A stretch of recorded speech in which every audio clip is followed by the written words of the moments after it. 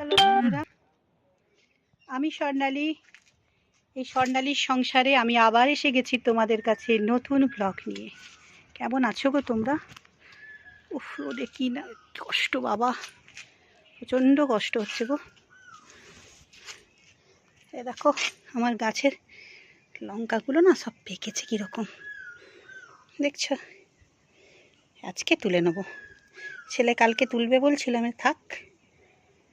হ্যাঁ, ওই গাছের লঙ্কাটা এখনও পাকেনি।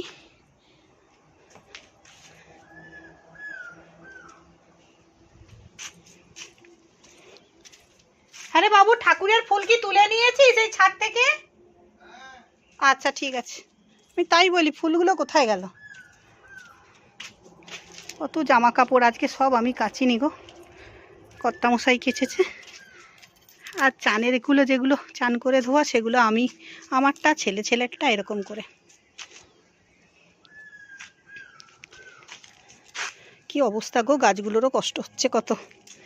এই আবার একটু জল দেব, সকাল থেকে আজকে জল দেওয়াই হয়নি, পাইনি সময় একদম। উফ না, রোদে বেশিক্ষণ থাকা যাবে না। আমার কিছু জামা কাপড় আছে, আগে মিলে দিই। চলো দেখাই কি রান্না করেছি।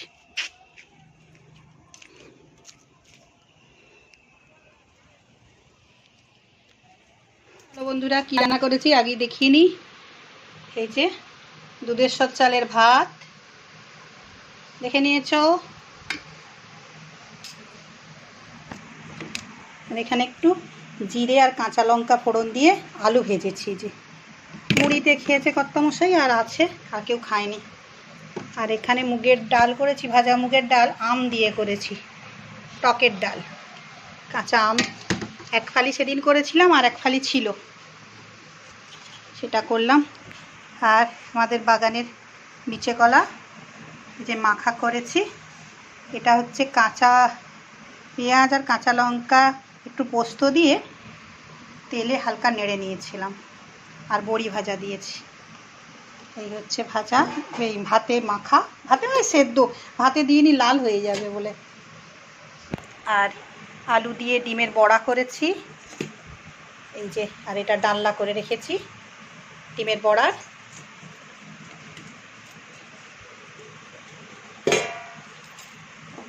আর এইটা যাটা তো বৌদি পাঠিয়ে দিয়েছে, এই যে কুমড়ো দিয়ে তরকারি, মাছের মাথা দিয়ে।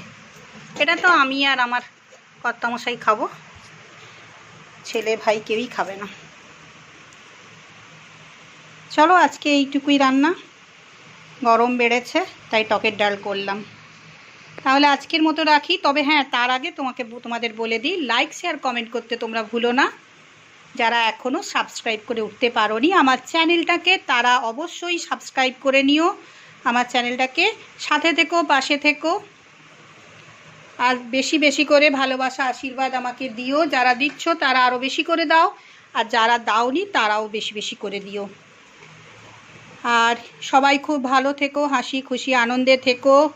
গরমে সব সময় সাবধানে থেকো, সাবধানতা অবলম্বন করা আমাদের প্রত্যেকেরই প্রয়োজন। হালকা খাওয়ারও উচিত।